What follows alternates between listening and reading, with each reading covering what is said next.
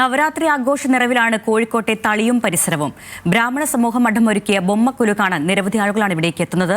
ഐതിഹ്യങ്ങളും കഥകളും സംവദിക്കുന്ന ബൊമ്മക്കൊലുവിന് ഏറെ വർഷത്തെ ചരിത്രം കൂടി പറയാനുണ്ട്.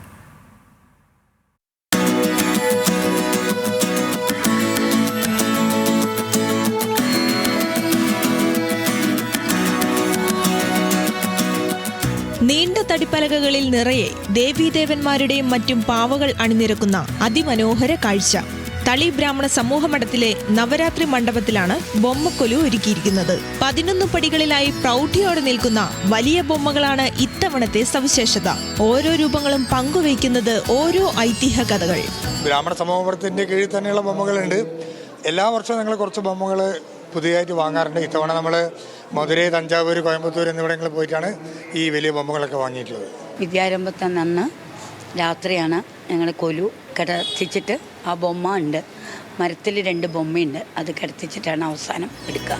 എല്ലാ ദേവീദേവന്മാരെയും പ്രീതിപ്പെടുത്താൻ വേണ്ടിയാണ് ദേവതകളുടെ രൂപസാദൃശ്യമുള്ള ബൊമ്മകളെ തയ്യാറാക്കുന്നതെന്നാണ് വിശ്വാസം.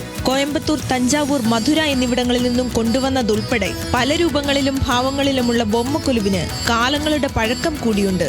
ഇതൊക്കെ കണ്ട് ഒന്ന് തൊഴാനും ഇവിടെ ഒന്ന് നമസ്കരിക്കാനൊക്കെ സാധിച്ചതിൽ വലിയ സന്തോഷമുണ്ട്. ഇതൊന്നും ജീവിതത്തിൽ ഓർക്കാൻ പറ്റുന്ന കാര്യങ്ങളാണ്. ബൊമ്മക്കൊലു കാണാനെത്തുന്നവർക്ക് പ്രസാദവും സമ്മാനങ്ങളും നൽകുന്നുണ്ട്.